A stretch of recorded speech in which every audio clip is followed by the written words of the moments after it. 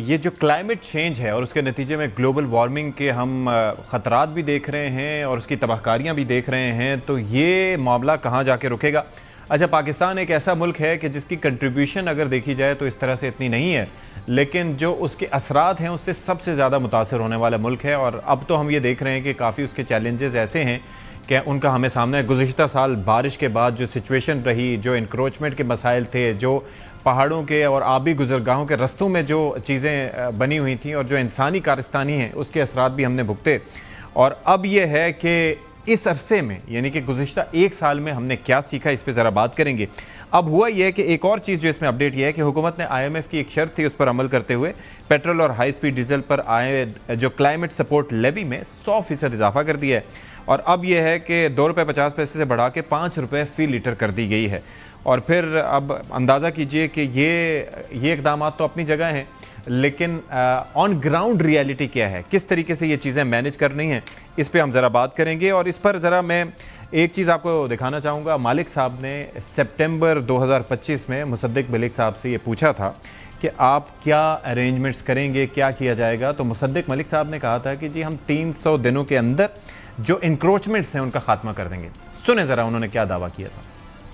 یہ جو سوسائٹیز بن گئی ہوئی ہیں، لوگوں کے بلینز لوگوں نے، عام آدمیوں نے بھی گھر خرید لیے ہیں، سب کچھ کر لیے ہیں، پریکٹیکلی کیسے اس کو ہٹائیں گے؟ پورے ملک میں سوسائٹیز بنی ہوئی ہیں جی، پورے ملک میں ہاؤسنگ کالونیز، تو کیا کریں گے، کیسے ہٹائیں گے ان کو؟ گلگت اور بلتستان کے اندر کسی غریب آدمی کا ہوٹل نہیں ہے، کسی غریب آدمی کا ریزورٹ نہیں ہے۔ جب پانی آتا ہے، تباہی آتی ہے، وہ ریزورٹ توڑتے ہیں تنکوں کی طرح بہتے ہوئے ان ریزورٹس کو اور ان ہوٹلوں کو، تو یہ میزائل بن جاتے ہیں نیچے والی کچی بستیوں کے لیے۔ وہ نیچے والی بستی کے اوپر عذاب بن کے گرتے ہیں اور ان کو پوری سیولائزیشنز کو تباہ کر دیتے ہیں۔ وزیر اعظم اس پہ حکم دے چکے ہیں، حکم میرے سامنے پوری کابینہ کو، کہ ودن 300 اگلی مانسون سے پہلے، یعنی ودن 300 days، not a year، 300 days، Hare in regulated بس وہاں پہ کنسٹرکشن ہے، وہ جتنے مرضی مضبوط آدمی کی ہو، جتنا مرضی امیر آدمی، وہ پھر بھی آسان کام ہے۔ جب آپ آتے ہیں، آپ مین ایریاز میں آتے ہیں جہاں سینکڑوں کنالوں کی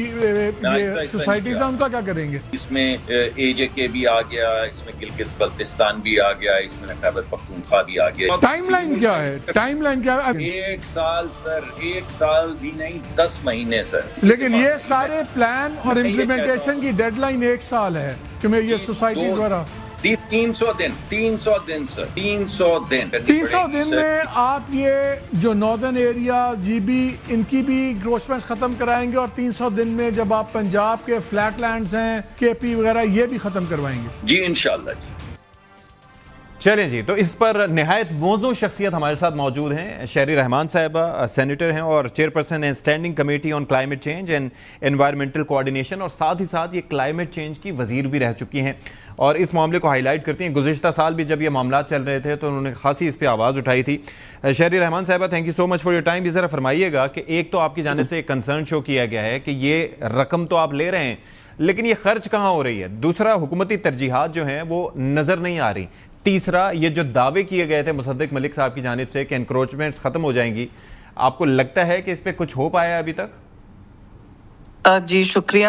سب سے پہلے تو میں کہوں گی کہ آپ نے انکروچمنٹس کا کے پہلے بات کر لیں۔ دیکھیے، اس وقت آپ کہیں بھی سپارکو سے اگر کوئی سٹڈی مانگ لیں، اور آپ کو میں آپ کے توسط سے کہوں گی کہ بے شک میڈیا کو پتہ ہونا چاہیے کہ پاکستان کہ جو فلڈ پلینز ہیں، یعنی جس میں دریا جس پہ آتا ہے اور آئے گا بار بار، اس پہ جو انکروچمنٹس ہوئی ہیں وہ ابھی تک نہیں ہٹی ہیں۔ اچھا، نمبر 1۔ نمبر 2، نہیں، کہیں کہیں ہٹی ہیں آبویسلی، کیونکہ حکومتیں اب جواب دہ ہو گئی ہیں اور ایک وابلہ مچتا ہے اور ماحول آپ کا تبدیل ہو رہا ہے، تیزی سے تبدیل ہو رہا ہے۔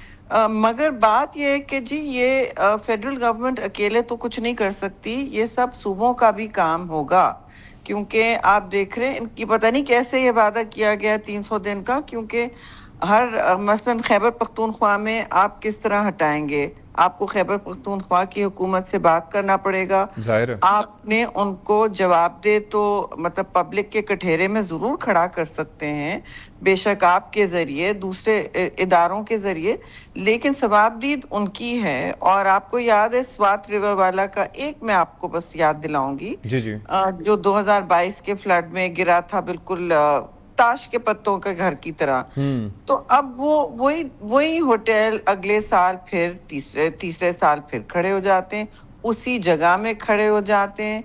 اور دیکھیے ٹھوس باتیں، ٹھوس کام ہو تو پھر کوئی بات بھی ہو کہ جی ایک رات میں آپ سب کچھ نہیں کر سکتے، اوکے، یہ میں نہیں کہہ رہا ہوں میں، بیکاز ہم سب ان جگہوں میں رہ سکیں، لیکن آپ ایٹ لیسٹ مطمئن ہوں کہ کام باقی علاقوں میں ہو رہا ہے اور ایک فوکس ہے تاکہ آپ کو حوصلہ رہے. اور ڈائریکشن آپ کو نظر آتی ہے کہ اگر سب درست ہے تو کام ٹھیک ہوگا. ٹھیک ہے، مجھے کیوں نظر آئے گی؟ آپ اگر خرچے بھی ختم کرتے جائیں گے، اسپینڈنگ، کلائمیٹ منسٹر خود کو بہت آبجیکٹ کرنا چاہیے کہ بھئی ان کا کلائمیٹ کرائسس بڑھتی چلی جا رہی ہے، دنیا کو یاد دلا کے ہم ہلکان ہو رہے ہیں اور آپ کے اپنے پیسے کٹتے جا رہے ہیں. جب میں ہر سال پوچھتی ہوں کیا ہوا پچھلے سال، تو بھئی بتاتے ہیں دبے الفاظ میں کہ جی ہم خرچ نہیں کر پائے.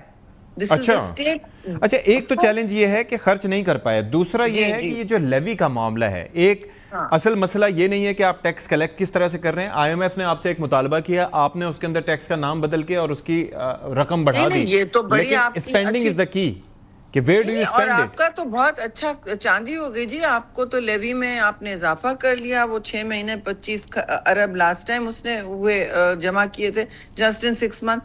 میں آپ کے توسط سے یہ کہوں گی، مجھے چلیے آپ نے ایک فنڈ بنایا، وہ تو ایک سیلز ٹیکس ہی ہے نا، جو جس طرح وہ کلیکٹ کیا جا رہا ہے، it's a sales tax on the people. جس تو میں اور میرا بیچارہ ٹیکسی ڈرائیور کوئی ہو، وہ بھی وہی ٹیکس دے گا نا، تو it's a regressive sales tax. اور دوسری بات یہ کہ دیکھیے لیویز جو ہیں، یہ levies even the petroleum levy, یہ ایک ون ٹائم لیوی لگی تھی ایک حادثے میں جو فلڈ تھا، ٹھیک ہے، وہ فلڈ ریلیف. اب وہ ایک آپ کا اتنا بڑا ہتھیار بن گیا ہے ٹیکس کلیکشن کا، وسیع تر اس کی ایکسپینشن ہوتی جا رہی. اب اس میں کلائمیٹ لیوی بھی آپ نے اس میں ضم کر دیا. تو میرا صرف یہ نہیں ہے کہ آپ کلائمیٹ لیوی نہ لگائیں، آپ کوئی نہ کوئی کلائمیٹ ٹیکس لگانا چاہتے ہیں، لگائیں، 100 بسم اللہ.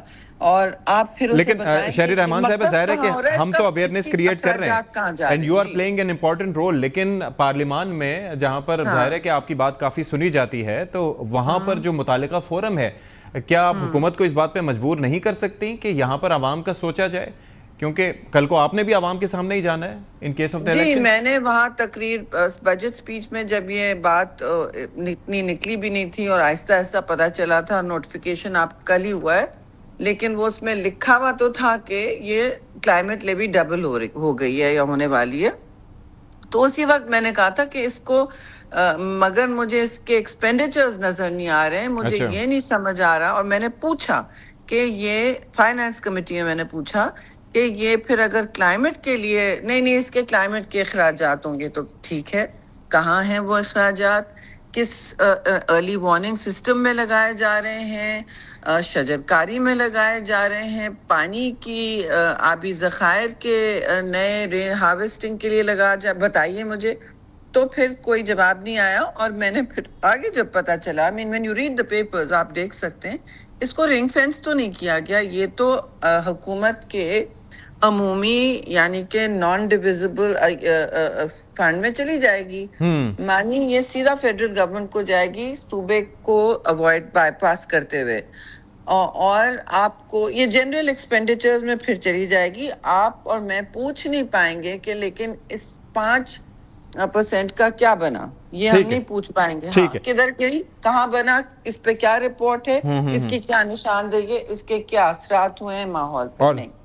اچھا، ایک چیز بس آخری چیز جو میں آپ سے جاننا چاہ رہا تھا وہ یہ ہے کہ یہ جو مانسون کا جائزہ اجلاس ہوا ہے کل، اس کے اندر وزیر اعظم صاحب نے فرمایا کہ تعاون صوبوں میں اور وفاق میں ناگزیر ہے. اب ہم اکثر یہ دیکھتے ہیں کہ ہمارا ریئیکشن جو ہوتا ہے کسی بھی صورتحال سے نمٹنے کے لیے وہ بڑا نی جرک ہوتا ہے. کوئی چیز آ گئی سر پہ، چلیں جی اب کر دیں. اب کہا جا رہا ہے مانسون جب آ چکا ہے سر پہ تو کہا جا رہا ہے کہ جی کوارڈینیشن ہونا چاہیے. تمام اداروں میں وفاق میں. یہ پہلے اس کی تیاری نہیں ہونی چاہیے تھی؟ اب جب سر پہ چیز آ جاتی ہے تو پھر اس وقت یاد آتا ہے کہ جی یہ بھی کرنا ہے. جی دیکھیے پرائم منسٹر کے لیول پہ تو یہ روز بات ہو نہیں سکتی ہے فرینکلی, اور اگر ان کو اتنی بڑی میٹنگ لے کے نوٹس لینا پڑا, یہ بھی اس بات کی عکاسی کرتا ہے کہ ان کی بے شک توجہ ہوگی, لیکن ان کا یہ کام نہیں ہے کہ وہ پورے سال اس کو مانیٹر کریں. ٹھیک ہے نا, کمیٹی تو بنی ہوئی ہے, لیکن اس پہ صوبے کے ساتھ, کسی بھی صوبے کے ساتھ کوآرڈینیشن میں کوئی ایسی مثبت قسم کی پیش رفت نہیں ہوئی ہے جو آپ کے لیول آف ایڈیپٹیشن کی ریکوائرمنٹ ہے. جی جی ٹھیک ہے, نہیں ہوئی.